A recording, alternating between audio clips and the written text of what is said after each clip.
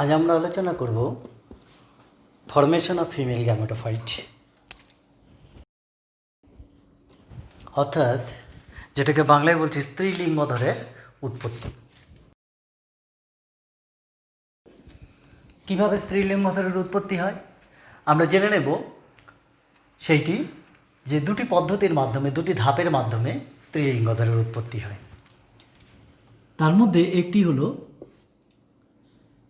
মেগাস্পোরোজেনেসিস।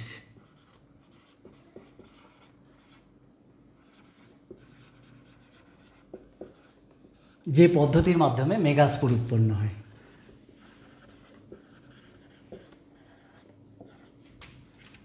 আরেকটা হলো mega gametogenesis.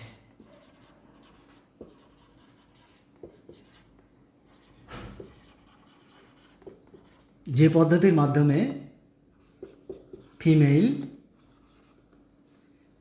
Gametophyte উৎপন্ন হচ্ছে।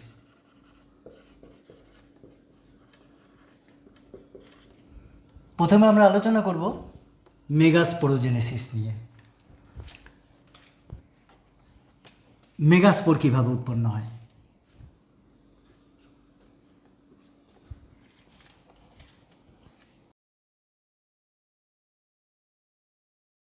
এটাকে বলা হয় ফুলের গর্ভমুণ্ড, ইংরেজিতে স্টিগমা। এটা গর্ভদণ্ড, ইংরেজিতে স্টাইল। এটা গর্ভাশয়, ইংরেজিতে ওভারি। ঠিক তার নিচে পুষ্পাক্ষ বা থ্যালামাস, পুষ্পবিন্ত,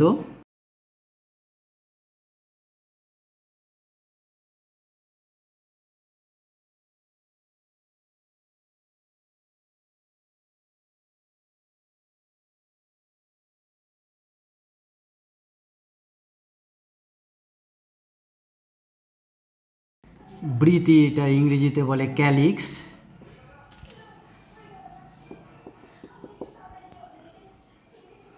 ঠিক এইখানে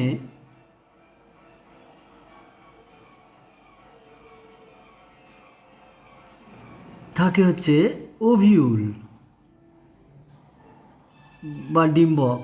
ইন্টেগুমেন্ট দিয়ে, ডিম্বকটা অক দিয়ে আবৃত। এর ভেতরে নিউসেলাস থাকে,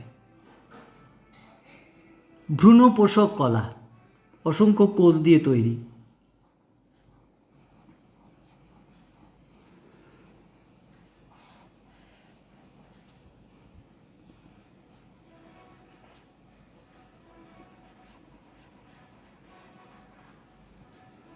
নিউসেলাস।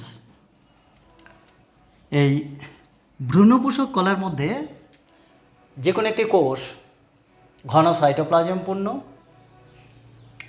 সুস্পষ্ট নিউক্লিয়াসযুক্ত হয়ে বেশ বড়সড় হয়। ওইটিকে আমরা বলি আর্চিস্পোরিয়াল বা আর্কিস্পোরিয়াল কোষ।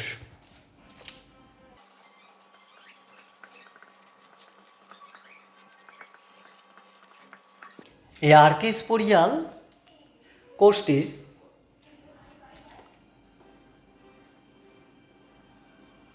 আমরা একটু দেখে নিই। ইন্টেগুমেন্ট বা ডিম্বক ত্বক, তার মাঝখানে নিউক্লিয়াসযুক্ত, এটি আর্কিস্পোরিয়াল কোষ। আর্কিস্পোরিয়াল কোষটি দুটি ভাগে ভাগ হয়ে যায়। প্রাইমারি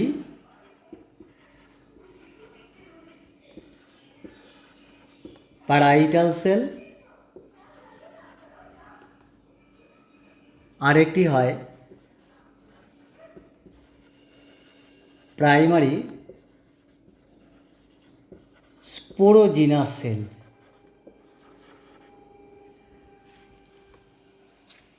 তাহলে কিভাবে হয়? আর্কিস্পোরিয়াল সেলটি আড়াআড়িভাবে মাইটোসিস পদ্ধতিতে বিভক্ত হয়ে যায়। এই যে দুটো কোষ হলো, এটাকে যদি এ নাম দিই তাহলে এটি হলো এ, এটি যদি বি নাম দিই তাহলে এটি হলো বি। এবার প্রাইমারি স্পোরোজিনাস সেল কি করলো, নিচের এই কোষটি প্রাইমারি স্পোরোজিনাস সেল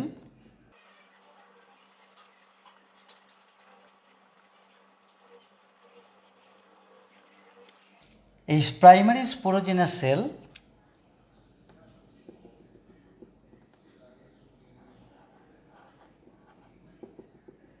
এটি আবার দুটি ভাগে বিভক্ত হলো। আগেরটি যেমন আছে প্রাইমারি প্যারাইটাল সেল, ওগুলো তো বৃদ্ধিপ্রাপ্ত হয়ে নিউক্লিয়াসের অন্য অন্য কোষগুলো সৃষ্টি করছে। এটি দুটি ভাগে বিভক্ত হওয়ার পরে কি পদ্ধতিতে বিভাজিত হলো দুটি ভাগে? মিওসিস 1। অর্থাৎ আর্কিস্পোরিয়াল সেলটি ডিপ্লয়েড ছিল, প্রাইমারি প্যারাইটাল সেল এও ডিপ্লয়েড, প্রাইমারি স্পোরোজিনাস সেল এও ডিপ্লয়েড। এখানে মিওসিস 1 যখন হলো এটি কিন্তু হ্যাপ্লয়েড হয়ে গেল। এই দুটো কোষ হ্যাপ্লয়েড, এইটিও হ্যাপ্লয়েড,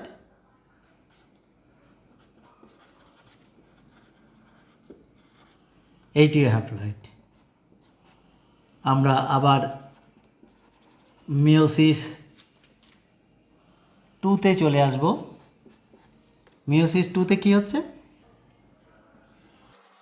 মিওসিস 2-তে এই যে দুটো কোষ হ্যাপ্লয়েড কোষ, এটি মোট 4টি কোষে পরিণত হলো।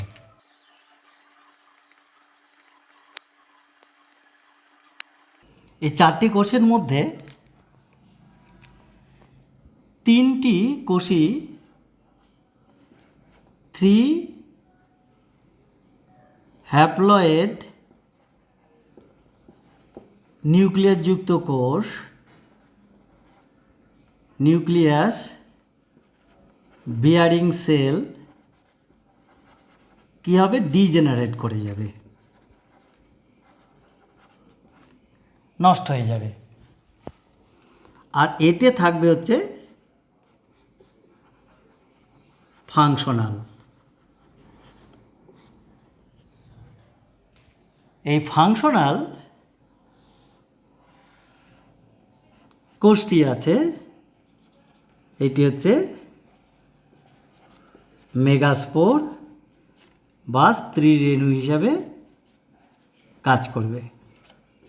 প্রাইমারি স্পোরোজিনাস সেল এটি হচ্ছে মেগাস্পোর মাদার সেল হিসাবে কাজ করল।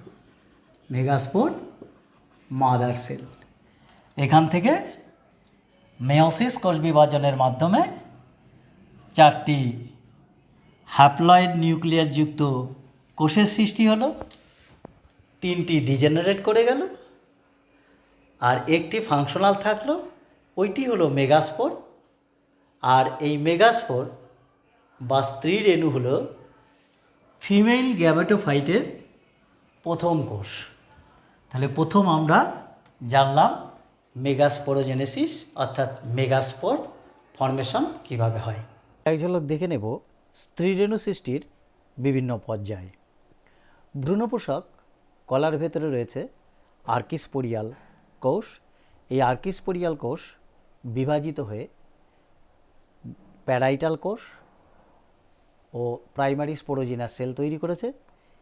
এই স্পোরোজিনাস সেল মেগাস্পোর মাদার সেল হিসাবে কাজ করে। এই মেগাস্পোর মাদার সেল মেয়োসিস কোষ বিভাজনের মাধ্যমে বিভাজিত হয়ে প্রথমে 2টি, পরে 4টি মেগাস্পোর উৎপন্ন করে। এই 4টি মেগাস্পোরের মধ্যে 3টি মেগাস্পোর বিনষ্ট হয়ে যায় এবং একটি মেগাস্পোর কার্যকরী থাকে। এইটি কার্যকরী স্ত্রীরেণু হিসাবে কাজ করে।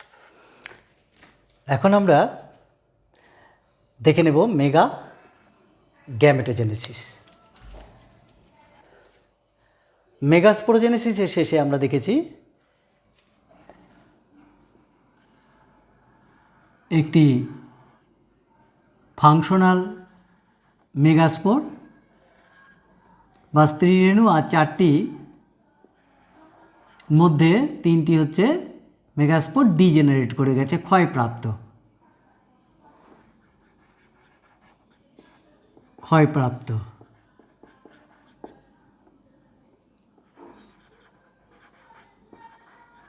মেগাস্পোর বা স্ত্রীরেণু। আর এটি হচ্ছে কার্যকরী স্ত্রীরেণু। কি হয় এখানে? ফার্স্ট মাইটোসিস, 2টি নিউক্লিয়াস। সেকেন্ড মাইটোসিস, 4টি নিউক্লিয়াস। থার্ড মাইটোসিস,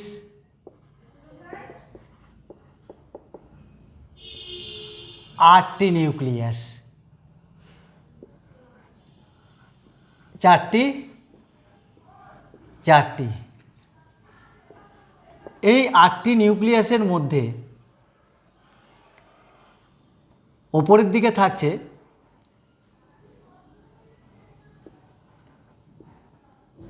3টি, নিচের এখানে 3টি, মাঝখানে 2টি। এটি হলো পোলার নিউক্লিয়াই বা বলে ডেফিনিটিভ নিউক্লিয়াস, বাংলায় বলে নির্ণীত নিউক্লিয়াস। আর এগুলোকে 3টি কোষকে বলা হয় প্রতিপাদ কোষ সমষ্টি।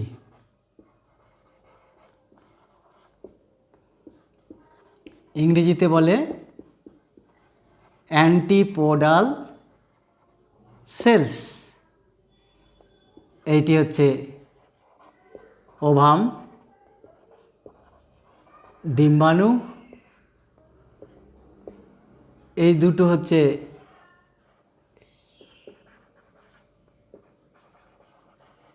সহকারী কোষ, সাইনার্জিডস। তাহলে এইটা এই এমব্রায়ো স্যাক, পুরোটা এই এমব্রায়ো স্যাক বা এই যে ভ্রূণস্থলী, এইটি হচ্ছে গিয়ে ফিমেল গ্যামেটোফাইট। এই হচ্ছে ফিমেল গ্যামেটোফাইটের ডেভেলপমেন্ট, স্ত্রী রেণু থেকে ফিমেল গ্যামেটোফাইটের ডেভেলপমেন্টের বিভিন্ন পর্যায়। আমাদের মনে রাখতে হবে যে 3, 2, 1, 0 3টি মেগাস্পোর ডিজেনারেট করে যদি যায়, নোট 1 ফাংশনাল,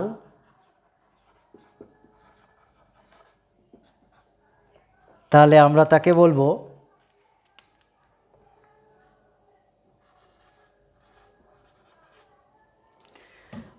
কি বলবো? মনোস্পোরিক ওভিউল।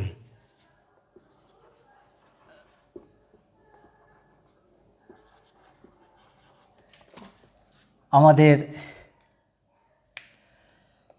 মেগাস্পোর, 2 মেগাস্পোর ডিজেনারেট করে গেল,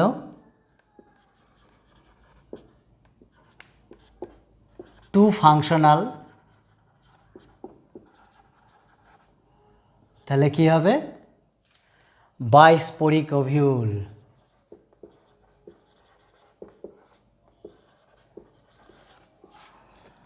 আমাদের একটা মেগাস্পোর ডিজেনারেট করে গেল,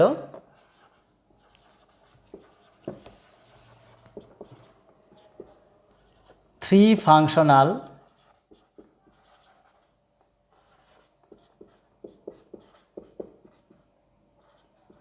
ডায়স্পোরিক ওভিউল। 0 মেগাস্পোর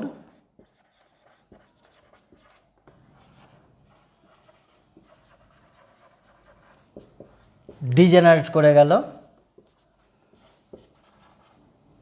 4টি ফাংশনাল টেট্রাস্পোরিক ওভিউল। এটা আমরা প্রসঙ্গক্রমে মনে করে রাখলাম, ওভিউলের স্ট্রাকচারে গিয়ে আমরা ডিটেলসে বলবো। আমরা এক ঝলক দেখে নেব স্ত্রীলিঙ্গতর পরিস্ফুটনের বিভিন্ন দশা। প্রাথমিক আর্কিস্পোরিয়াল কোষ, এটি বিভাজিত হয়ে প্রাথমিক প্রান্তীয় কোষ, রেণুধারণ কোষ। এই রেণুধারণ কোষটি মিওসিস কোষ বিভাজনের মাধ্যমে 4টি হ্যাপ্লয়েড স্ত্রীরেণু উৎপন্ন করছে। এই 4টি হ্যাপ্লয়েড স্ত্রীরেণুর মধ্যে 3টি ডিজেনারেট করে যাচ্ছে, একটি কার্যকরী স্ত্রীরেণু হিসেবে কাজ করছে। এটি পরপর 3 বার মাইটোসিস কোষ বিভাজনের মাধ্যমে 8টি নিউক্লিয়াস যুক্ত এমব্রিও স্যাকের উৎপন্ন করছে। ওপর থেকে একটি নিউক্লিয়াস, নিচের থেকে একটি নিউক্লিয়াস নিয়ে এখানে মেরুনিউক্লিয়াস তৈরি করলো। এই মেরুনিউক্লিয়াসকেই বলা হয় একসঙ্গে গৌণ নিউক্লিয়াস, এবং এটি ডেফিনেটিভ বা নির্ণীত নিউক্লিয়াস হিসাবে পরবর্তী ক্ষেত্রে পরিচিত হয়। আর ঠিক এখানে আছে ওভাম সহ 2টো সাইনার্জিস নিয়ে এগ অ্যাপারেটাস বা গর্ভযন্ত্র। তার ঠিক উল্টো দিকে আছে প্রতিপাদক কোষ সমষ্টি বা অ্যান্টিপোডাল সেলস।